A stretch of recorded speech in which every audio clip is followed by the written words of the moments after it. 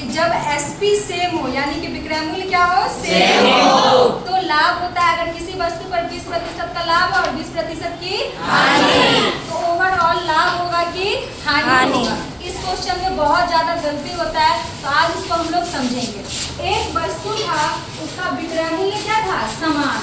तो वस्तु कितने हैं, दो, एक और दो, दोनों का विक्रय मूल्य क्या है, समान।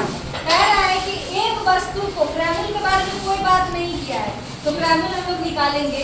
एक वस्तु को कह रहा है 20% के लाभ पर बेचे और दूसरे वस्तु को कितना पे बेचे, 20% के हानि पर बेचे। तो बताओ लाभ हुआ कि हानि। देखो कितना मुश्किल है, लाभ हुआ कि हानि। अब हमको क्या पता लाभ हुआ कि हानि, क्रय मूल्य पता नहीं है। तो देखिए कैसे क्रय मूल्य को निकालेंगे और कैसे लाभ हानि को बताएंगे। तो एक वस्तु को 20% की लाभ पे बेचा गया ना, तो वस्तु खरीदा कितने में होगा, 80 रुपया में। कभी भी क्रय मूल्य कितना होता है, 100। वस्तु को खरीदा कितना में, 100। तो क्रय मूल्य कितना हुआ, 100। और 120% के लाभ पे बेचा यानी कि विक्रय मूल्य कितना, 120। पहले वस्तु का विक्रय मूल्य 120 और दूसरे वस्तु का विक्रय मूल्य 80, क्योंकि 20% किसको बेचा है, तो कितना हुआ, 80। तो देखो तो ये विक्रय मूल्य 120 और ये विक्रय मूल्य कितना है, 80। तो दोनों तो विक्रय मूल्य है ना, सवाल में कह रहा है कि विक्रय मूल्य क्या है, समान। तो दोनों विक्रय मूल्य क्या करते हैं, बराबर। 180 बराबर 120 करेंगे तो कोई दिक्कत है नहीं, किसी को कोई दिक्कत है नहीं।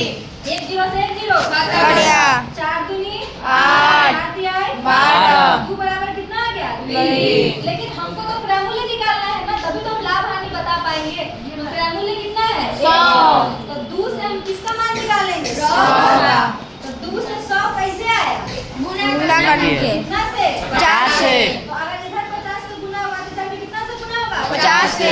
50 में 3 से गुना करेंगे तो कितना, 150। कितना हो गया, 150। यानी कि पहले वस्तु का क्रय मूल्य था 100 और दूसरे वस्तु का क्रय मूल्य कितना हो गया, 150।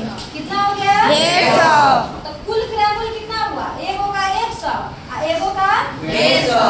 टोटल दोनों का क्रय मूल्य कितना हुआ बताओ, 250। अब इधर विक्रय मूल्य देखो, एक का विक्रय मूल्य कितना है, 120। अगर विक्रय मूल्य बराबर है, दोनों का विक्रय मूल्य क्या है, बराबर है। अगर एक का 120 है तो दूसरा भी कितना होगा, 120। कितना होगा, 120। 120 में 120 को जोड़ दिया कितना हुआ, 240। यह क्या है, टोटल एसपी, टोटल एसपी। तो क्रय मूल्य कितना हुआ, 250 और विक्रय मूल्य कितना है, 240।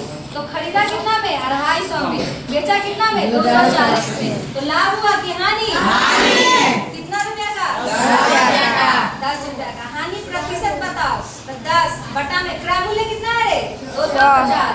तो नीचे में कितना होगा, 250 गुना में 100 से 1 0 2500 का 100, यानी कि इसको कितना प्रतिशत का हानि हुआ, कितने प्रतिशत का हानि हुआ, 4% का।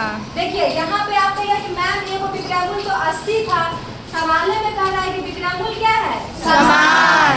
कह रहा है कि क्रय मूल्य पर हानि हुआ है और क्रय मूल्य पर लाभ हुआ है। माने कि ये क्रय मूल्य था और इस क्रय मूल्य पर 20% लाभ पे बेचा, तैयो विक्रय मूल्य 120 था और इधर भी क्रय मूल्य था और इसी क्रय मूल्य पर 20% हानि पर बेचा, तैयो विक्रय मूल्य कितना था, 120 था।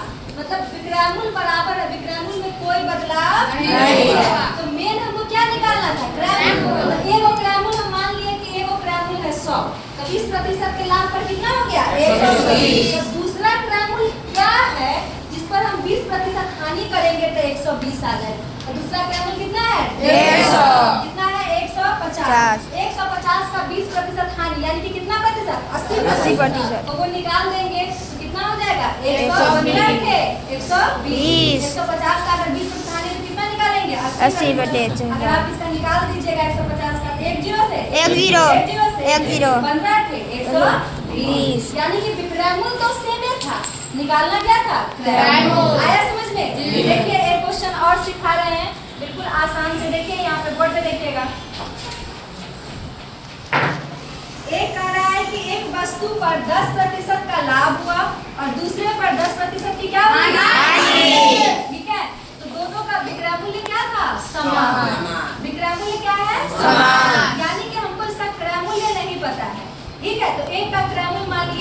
और विक्रमूल कितना है 150। अगर पहला का विक्रमूल 110 है तो दूसरा का विक्रमूल कितना है 110। और दूसरा का विक्रमूल मालूम है नहीं। इस पर 10% का लाभ हुआ है और इस पर 10% का हानि।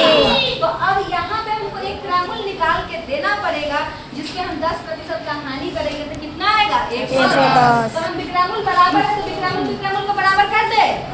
तो पहला का विक्रमूल कितना है 110 और दूसरा का विक्रमूल कितना है 90। कितना है 90। 10% का हानि हुआ तो 90 और 10% का लाभ हुआ तो कितना हुआ 110। 1 0 से 1 0 9 बराबर कितना है 11। हमको कितना विक्रमूल निकालना है तो विक्रमूल कितना है 100। तो 100 का मान निकालना है हो जाएगा 11 बट्टा में 9 गुना में 100। कितना हो गया 1100 बट्टा में 9।